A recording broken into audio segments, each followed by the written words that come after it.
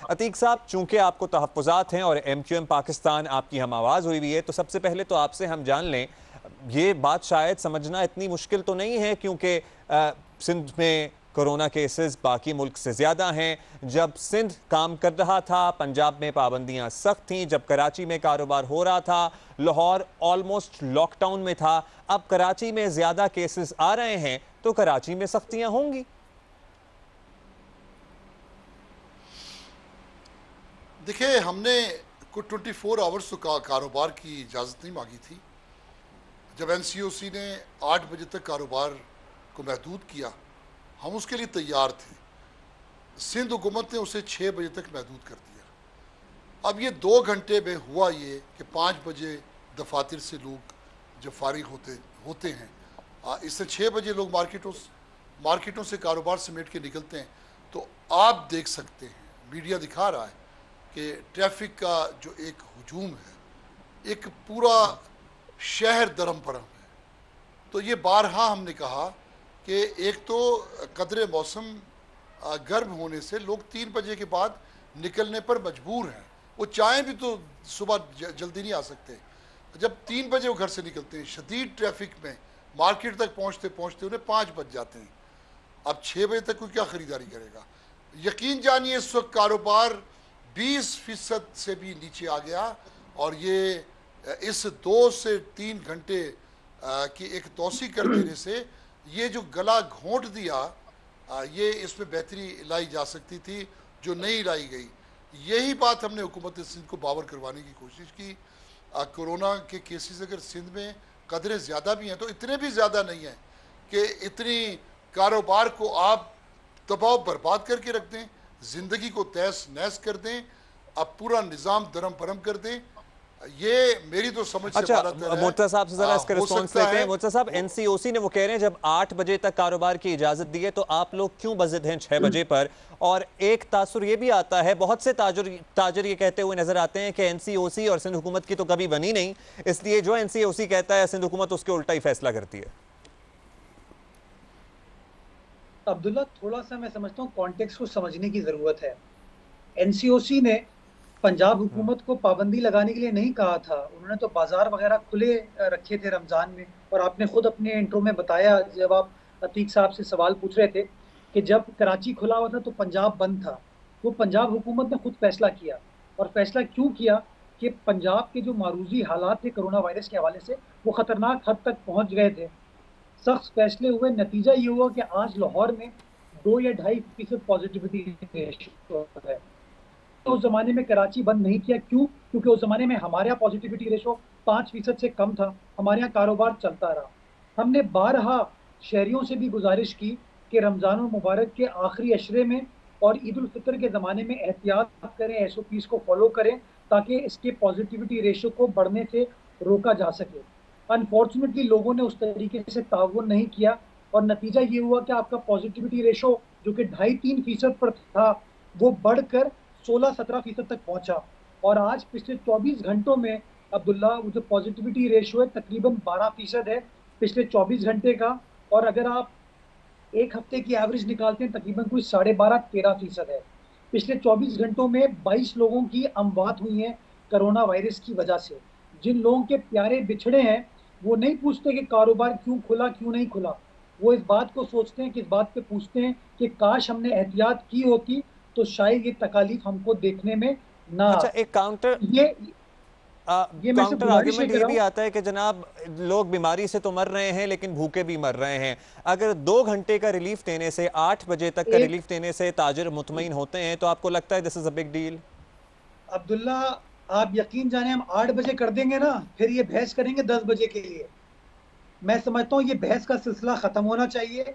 वजीर आजम के सामने भी जब NCC का मंडे को इजलास हुआ था, तो वजीर आला सिंध ने कहा उनको, और बरमला का मैं रिकॉर्ड पर कह रहा हूँ ये, कि सर जब आप NCOC के लेवल पे या असद उमर साहब जब कहते हैं कि चीजें हम खोल देते हैं, उसके बाद सिंध गवर्नमेंट के लिए बड़ा मुश्किल होता है लोगों को कायल करना, उनको कन्विंस करना कि हम सख्तियां करने जा रहे हैं। तो खुदारा थोड़ा सा चीजों को स्पेस आउट करने की जरूरत है, ताकि अगले 5-6 रोज 7 रोज जो है हम सख्तियों को बरकरार रख सके। और अगर सख्तियों को हम बरकरार रखने में काबू पा लिए, तो हम जो है कोरोना वायरस के केसेस की पॉजिटिविटी रेशो तो हम कर पाएंगे।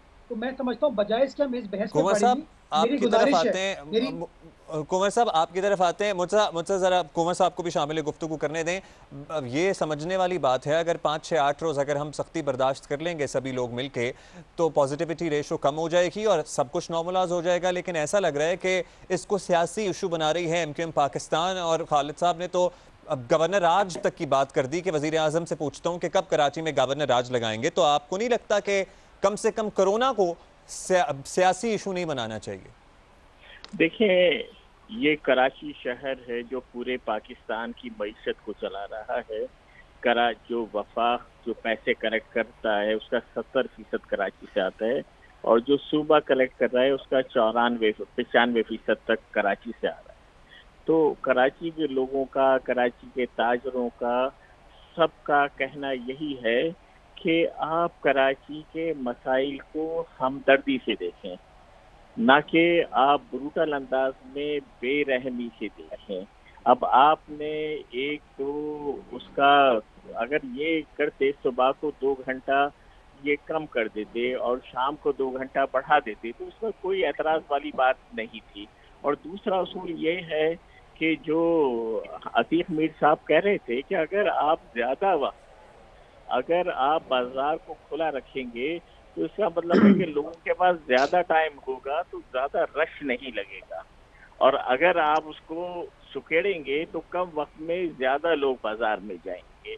तो इनकी ये बात बड़ी लॉजिकल नहीं, तो ये सारी बातें तो आप की जा सकती थी, लेकिन इस सारी बात में गवर्नर राज की बात कहां से आ गई? देखिए, मैं अपनी बात पहले सियासत करना भी तो लाजिम है। देखिए, जो आपने पहले सवाल किया है मुझे उसका जवाब दें।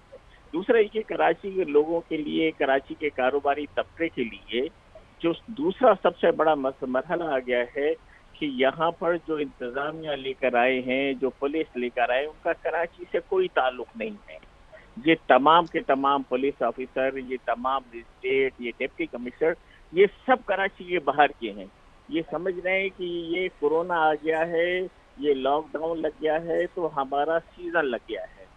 हर आदमी, हर पुलिस ऑफिसर, हर मजिस्ट्रेट, हर डिप्टी कमिश्नर इसी में है कि हम कराची के लोगों से तो पहले ही वो बेचारे टैक्स दे दे के मर गए हैं कि उनकी जेब से पैसे निकालें, और सब बरबला कह रहे हैं। अच्छा, ये सीजन लगने वाली बात जो है ना, इस पे ताजिर खासा तहफ़्फ़ुज़ात का इजहार पहले भी कर चुके हैं, और ये जेन्युइन कंसर्न है, क्योंकि ताजिर रहनुमा शर्जील गोपलानी साहब, उन्होंने कहा जी मोबाइल मार्केट से ज़िलाई इंतज़ामिया ने 1 करोड़ रुपए रिश्वत ली, कीमती फ़ोन मोबाइल भी ले गए। और ये कहानी अक्सर ताजिर आपको मार्केट में कहते हुए नज़र आते हैं कि जनाब इंतज़ामिया पैसे लेकर डी सील कर रही है, या पुलिस वाले आते हैं और फिर मुबैना तौर पर रिश्वत का मुतालबा करते हैं।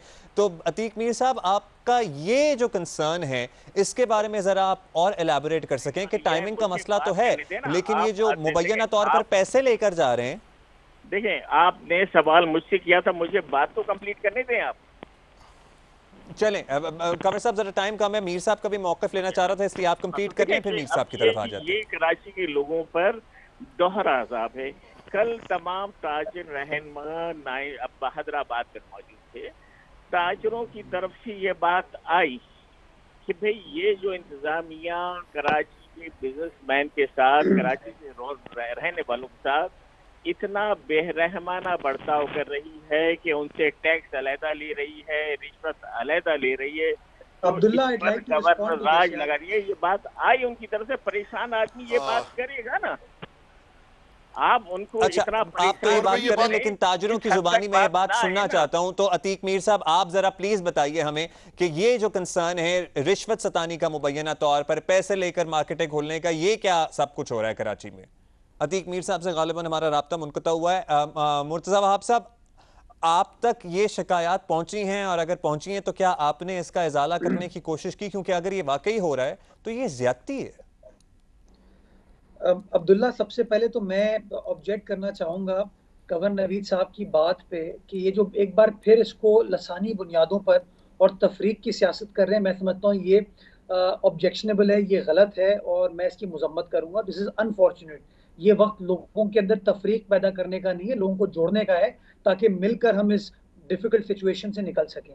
जहाँ तक ये रिश्वत सतानी की बात है, एक स्पेसिफिक इंस्टेंस जो कि मुत्तहिदा कौमी मूवमेंट की लीडरशिप ने डिस्ट्रिक्ट सेंट्रल के अंदर सरीना मोबाइल मार्केट के हवाले से रेस किया था कि शायद 1 करोड़ रुपए किसी ने तलब किए, उसकी एसोसिएशन की कल तरदीद आ चुकी है इस हवाले से। और अब्दुल्ला, मैं during the course of the program आपको व्हाट्सएप कर दूंगा, वो प्लीज़ चलाइएगा अपने टेलीविजन चैनल पे कि जिस मार्केट के बारे में ये इल्ज़ाम लगा रहे हैं ये लोग कि उनसे पैसे तलब किए गए, वो खुद उस बयान की तरदीद कर चुके हैं, उस स्टेटमेंट की तरदीद कर चुके हैं।